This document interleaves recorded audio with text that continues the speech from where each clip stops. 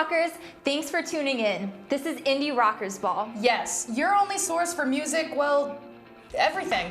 That's right, Jess, and we are so excited for another great episode. We also have an exciting segment of Check This Out with a brand new performer. So make sure to stick around, rockers. This is an episode you won't want to miss.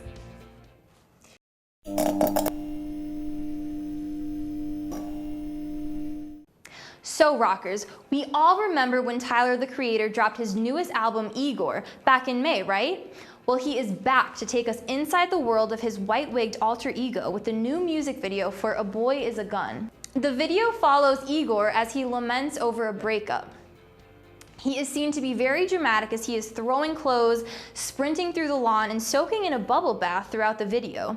However, it does seem to be very fitting to the album. The video was directed by Wolf Haley, who is actually just another one of Tyler's alter egos, by the way, and has a goal of trying to describe the manic behavior of Igor. Make sure to check out this new video from Igor and let us know what you think on Twitter at IRBTV with the hashtag #MusicRelease. There has been a recent development in what is being called the Leaving Neverland legal battle between the estate of Michael Jackson and HBO, the channel in which the documentary aired. For those of you who are not aware, Leaving Neverland is a two-part documentary released on HBO following the stories of James Safechuck and Wade Robson, who claimed Jackson sexually assaulted them as children in the 1990s. According to Billboard, a federal judge in Los Angeles has recently ruled that the lawsuit brought against Jackson must be moved out of the court into what is called arbitration, basically saying that the two need to negotiate their disputes outside of the court system.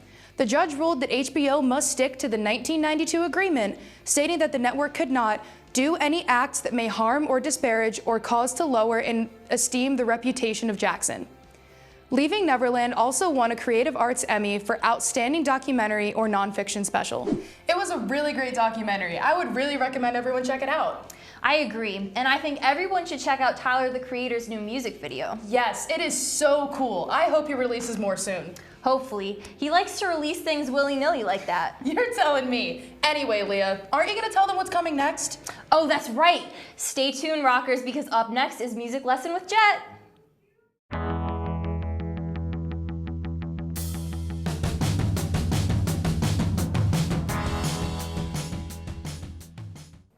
What's going on, rockers? Welcome back to another episode of Music Lesson, and this week we are going to be learning Creep by Stone Temple Pilots. So the chorus and the verses of this song are really only made of 6 different chords. The verses is pretty much all the same. So what you're gonna do is you're gonna start with just a regular C chord, and then you're gonna go to, it's like a B major chord. So it's kind of a weird chord, so you're gonna put your middle finger on the 2nd fret of the A string, you're gonna put your pointer finger on the 1st fret of the D string, and then you're gonna put your ring finger on the 2nd fret of the G, and then your pinky on the low E on the 2nd one. So you're gonna play it like that, and it sounds like this. And then after that, you go to, it's like a modified E minor. So normally an E minor is just your pointer and middle finger on the 2nd fret of the the A and the D, but you're gonna put your bottom 2 fingers on the 3rd fret of the bottom 2 strings. So it adds like a more full sound to it. So it sounds like. So basically you play that in progression. So the intro sounds like this.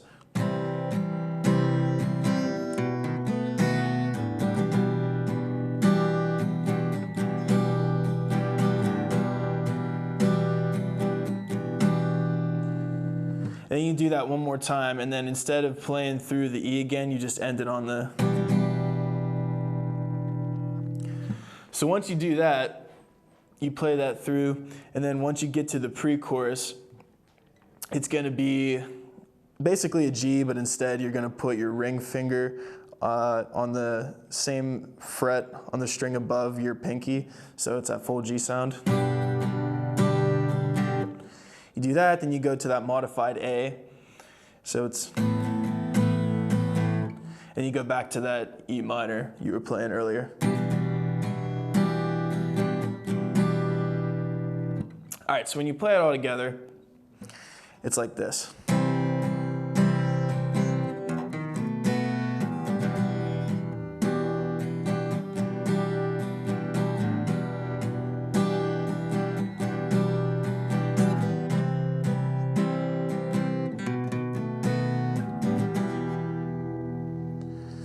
So you do that, and then once you play through the first verse, you get to that pre-chorus, and then it's...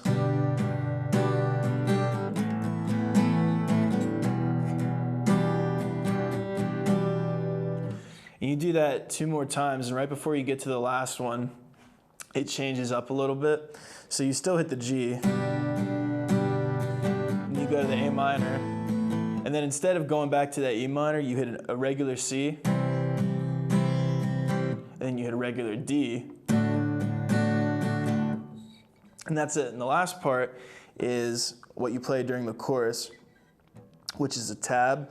So you play in succession. It's the open top E, and your pointer finger on the 2nd fret of the A string, and you go. So you go back 1, 2, 3, 4, and then back to that one right here, and then you switch it. You put your, well, I guess you can do either finger, but you can put it on the 2nd fret of the high E, and you play the same 3.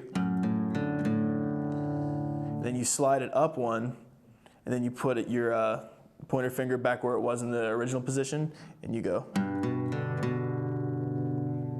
this is where it gets a little tricky, but you basically hammer on, and you go. So if you did again, it's just, you're just putting it on the 2nd fret of the E and the D. So you just do it real quick. So all together, that first part of the intro is just. And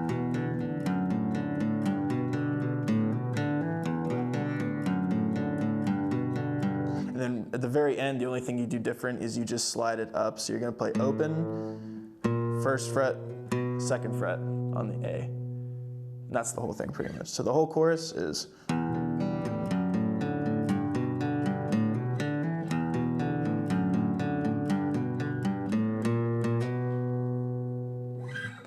All right, that's pretty much how you play Creep by Stone Temple Pilots. Thank you guys for watching, and we will see you next week.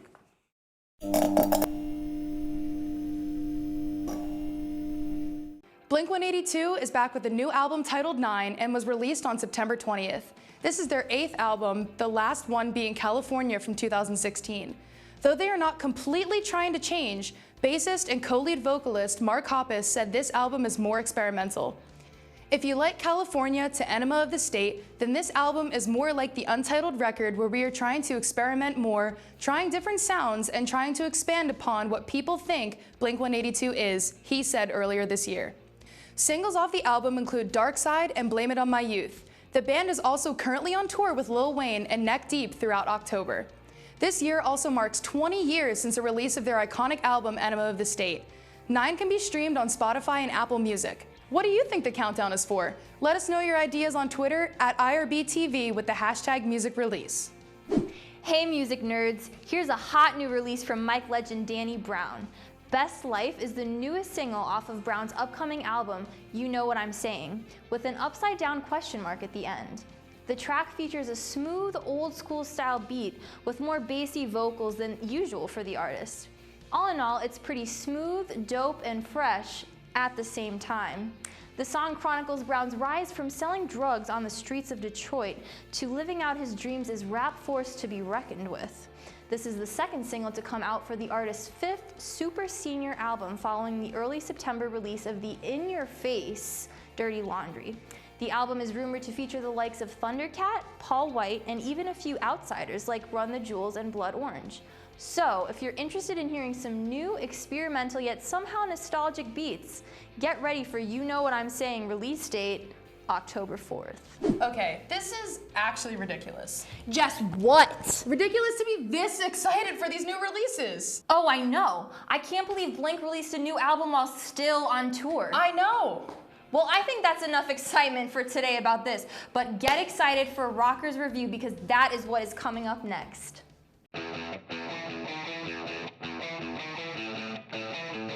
What's up, Rockers? Welcome to Rockers Review. I'm here with the boys, Jet and Steven here. We're going to be talking about the new Blink-182 album 9. Just got released on the 20th, so this is breaking news. You know, this is new. So you haven't listened to much of the album though. You have. Yeah. Okay, what were your initial thoughts? Well, my initial thoughts of it were that it's not really, say, like their old stuff, but like you can't like judge a band or their album off of like what it is compared to their old stuff. But compared to their like most 3 recent albums since the self-titled and everything, it definitely has a fresher feel, and it goes back to like just them being boys and just being goofy. Yeah, no, I kind of got that impression as well. Like they're kind of returning to their roots, and you know we're here with the boys, so it's nothing better than to talk about just boys being boys. You That's know? right. And that's really what I think this encompasses. The other thing is, and this kind of strays from like the genre and also the kind of thing we're going after here with Blink-182, but I always kind of compare to the first time I listened to it to the song Grandpa Spaceship off of Logic's Bobby Tarantino album, where he talks about what's the difference between mixtape and album logic. I'm like old Blink-182 and new Blink-182, and there's really no way of gapping, like bridging that gap. Yeah. But Nine kind of did it, and I'm kind of happy about that. What were some standout tracks for you? Like what are you kind of vibing with right now? Well, the first track, I liked the first track like is what grabbed me the most, because they started off and they literally said there's nothing like the first time, which to me is it's so true, because whenever you listen to Blink-182 for the first time, there's nothing like it, and it's kind of a way of them like bridging in between basically their old stuff and like the new more like heartbreak goofy sound they're going for now. Yeah, they're kind of coming into their element where they're getting away from like, hey, this is serious music with jokes mixed into, this is just goof off kind of like, here's our music, like we're serious about our music, but like at the end of the day, they're just having fun. And that's what we like to see as far as, you know, some of these artists take their music way too seriously. I will say that it's nice to see people having fun with it, because at the end of the day, if you're not having fun with what you're doing, like what's the purpose of it? And I think that's really what they're encompassing. But let's stray from Nine real quick. What is your favorite album by Blink-182, just so I have some reference? Ooh, probably Take Off Your Pants and Jacket. That's a good one. I think from front to back, it's their most consistent and I think well-sounding album. I really like Enema of the State too, but I think that, you know, they both have good things going for them. I don't really think that they have necessarily put out a bad album per se. I think there are ones that I didn't like as much, like their newer ones, like Neighborhoods I think is fine. It's pretty passable, and I thought the same thing with California, even though I thought it was a little overproduced. But I mean, the new one for what it was isn't bad. I'm kind of glad that they're like at the point in their careers where they can really do whatever they want. They don't really have to worry about, you know, a certain stigma. I mean, they never really cared a lot in the first place because they've always been these kind of goofballs. But I think especially now, especially like since they're older and everything, I think that it's kind of nice to see them going back to what they're used to doing. Yeah, they kind of like settled in a little more. Yeah. I would have to agree, because it's like Blink-182. Who doesn't know about Blink-182? If you don't, it's pretty easy to find out about them. I mean, they're superstars. So it's nice that they don't have to, like you said, it's not like they're going out to impress anyone. They're like, here's our music, take it or leave it. Yeah. So what's yours, Steven? What's your favorite album? My favorite album has always been Dude Ranch, because from front to back, it's literally just 140 BPM plus, just dumb. And Travis Barker has a standout on there with the drums and everything. Oh he my just gosh. drives the whole album. Yeah. And they have most of their tasty licks they ever had on guitar are from that From album. Dude Ranch. Absolutely. I will say that I That's do fair. side with Jet more with Take Off Your Pants and Jacket. Yeah. I do enjoy it. I think it's the most solid one front to back. But getting back to Nine, I definitely, I've listened to, I think, all but the last track on the entire album. And I'm pretty astounded, though, because my last frame of reference to kind of what they'd become was California. And like you said, it was very overproduced. I am glad that Nine kind of drew back from that a little more. Like, there are those overproduced tracks, but I'm glad it's just tracks and not the album as a whole. Yeah. Furthermore, I want to see more of what they're doing with like kind of how they did with California. They set the precedent to release singles beforehand. I kind of like that, because it was like no Blink-182 for so long, and then, oh, here's Happy Days, which let me tell you, I did not like. Did not Yeah. like Happy Days. I was honestly thinking about, I played it on my radio show Smash Alley, and I was saying that I wanted to turn it off halfway through, because I'm like, this is not the Blink-182 that I enjoy.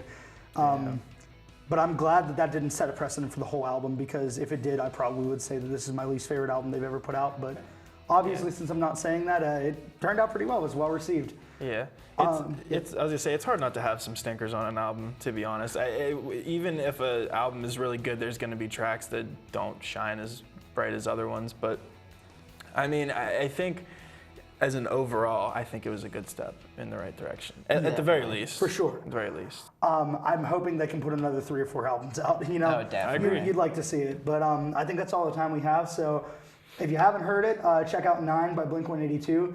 I'm sure you'll enjoy at least one of the tracks on it, if not all of them. So until next time, rockers, we'll see you.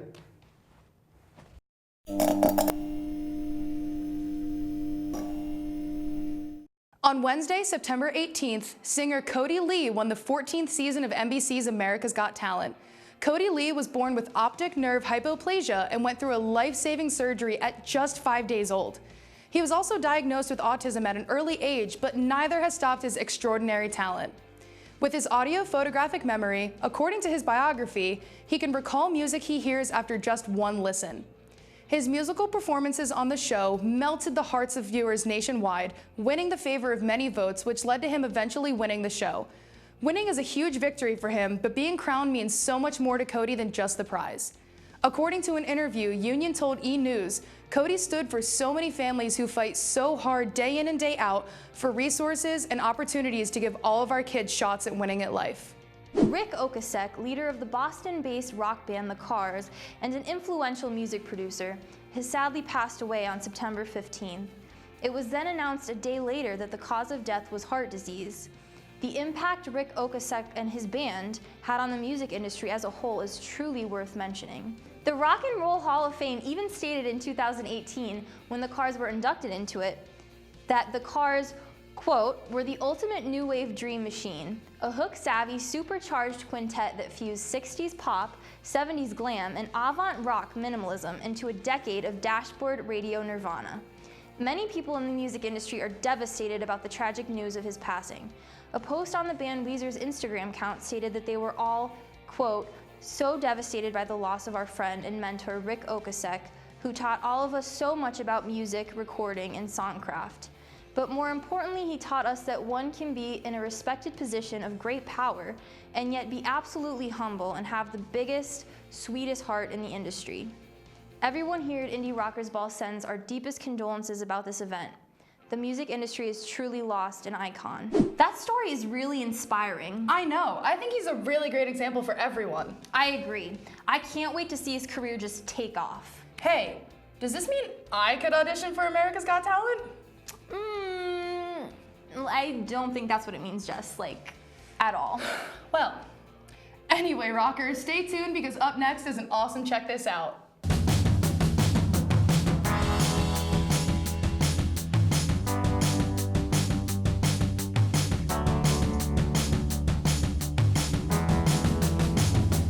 Hey rockers, today we have a special guest. Her name is Lucy Panion, and she's going to sing some original stuff for us.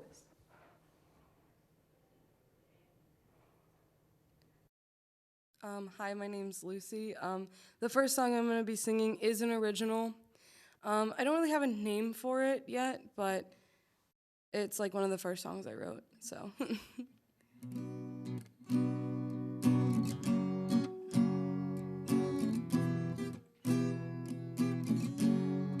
So it's September, and the rain begins to fall, and there is nowhere to breathe that's clear. And when you fall down, and you can't get back up, and all the breath you found is lost. It gets hard to calm down, remembering the things that people said. Try not to let it drag you down. Try to stay off the ground. So stand up, look your problems in the face, do and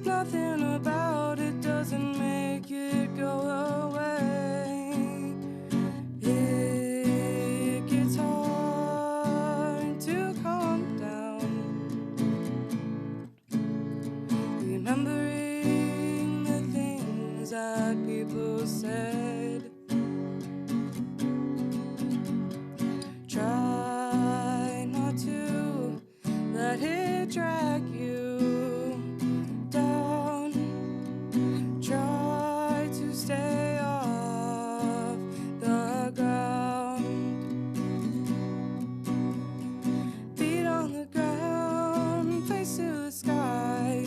You begin to ask why. You're at the end, nothing seems right. You're gonna have to find. It gets hard to calm down. Remembering the things that people said. Try not to let it drag you down. Try to stay off the ground. Try to stay off the ground. The next song is another original song. It's called Mountains. So I also wrote this one, I want to say like 3 years ago now. So.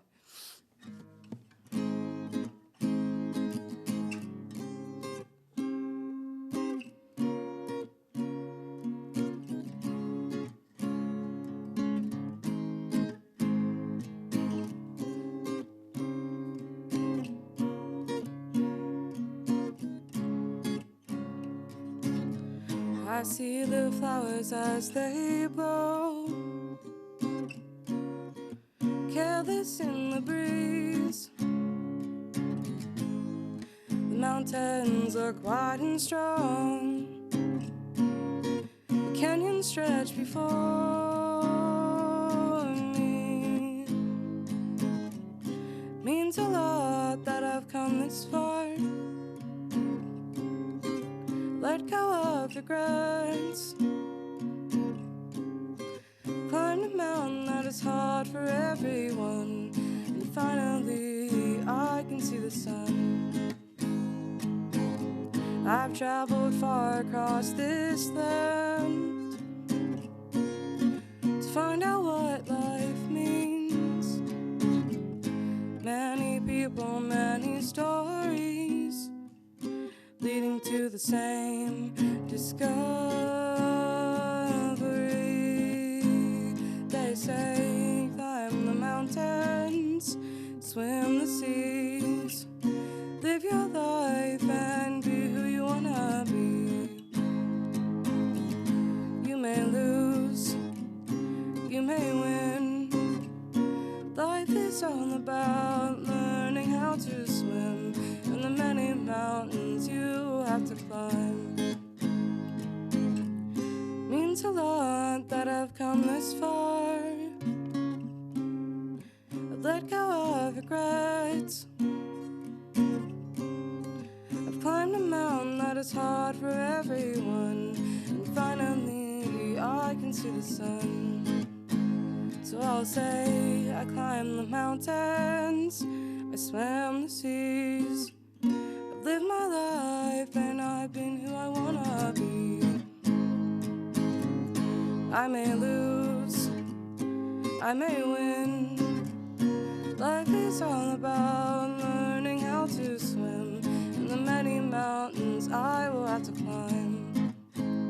In the many mountains I've already climbed. In the many mountains you will have to climb.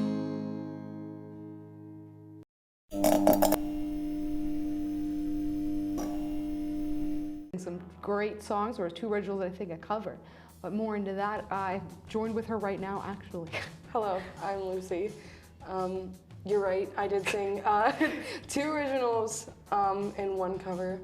Okay. Yeah. I think my first question was whenever I heard it was the last. We're gonna skip to the end with the last. Originally saying was Yeah. what was it called? The Mountain. It was just mountains. Mountains. Yeah. I really liked the chord progression that you had for that, and I want to know how you wrote it because some people will go in and just have lyrics and then come up with the chords after. I just want to know your writing process. When I write songs, I normally come up with the chords, and then whatever melody fits, I go with it. So like with that song, I took a songwriting class in 10th grade. It was like in my school district, there's the intermediate, which stops at 9th grade. So it was my first year in the senior high, and I was like exploring different things. So my choir teacher like taught that class, so he was like, you should join, and I was like, okay. And so I did, and I wrote actually both of those songs in that class. But that song, I was more proud of, I guess, because it was later on. I was more developed, which is like why I was like more challenging chords. But yeah, I normally just come up like chord progression then the lyrics. I think it's really interesting that you were able to come up with songs in 10th grade. I know for me at least, I can't write for anything. Like it took a while until like I got to college and it was new experiences. But even then, like if I did write something, it wasn't as much as I wanted. I know you said you were more proud of the second original, but like have you ever thought about like going back and redoing any of the first one, or was it just like it's a finished product? There are a couple songs. Those two are finished. I don't really want to do anything with them in the future, but I have songs like in my songbook that I want to go back and add more to because I didn't finish them, or I don't like how they sound. Looking back, like they're too plain. So like I would go back and jazz them up. Yeah. So. And you said you had a songbook. So did you write in it? Yeah, sometimes songs, I actually, on my phone, which is not on me, but on my phone, I have a song that I wrote because sometimes when I write songs, they just come to me. Like, I don't even have to feel the emotion I'm writing about, but like I just write them because it sounds good. So the one that I wrote was on my phone, and that was more recent, so I didn't memorize it, or I would have played it, but like, yeah, I basically just write songs. I try to keep them in the book I have, but I have actually 2 songs on my notes in my phone because it just comes whenever. So. I know the first time I saw you was at an open mic, and I was like, wait, this is really good. And then right after, you got up and did stand-up comedy? I did, yes.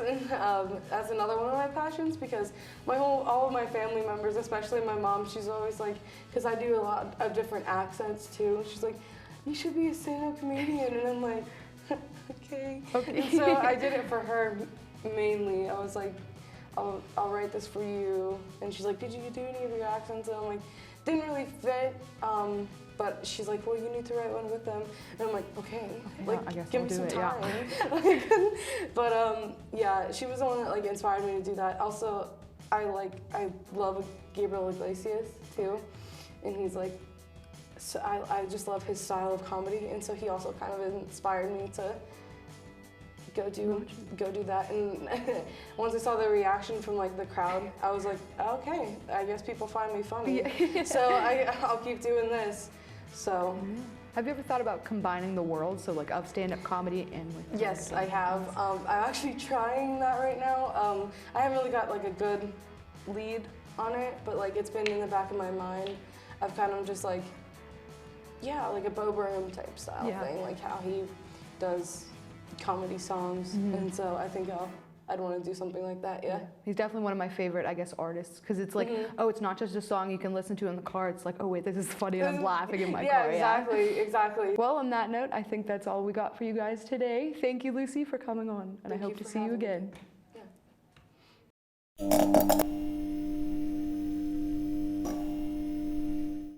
Wow, what another great Check This Out performance. I know, Lucy was so great. I love seeing new performers. Hey, and maybe after I win America's Got Talent, I could be on the show. Jess, for the last time, that's not what it meant. Anyway, thanks for sticking around, Rockers. Make sure you tune in next week for another episode of IRB. That's right.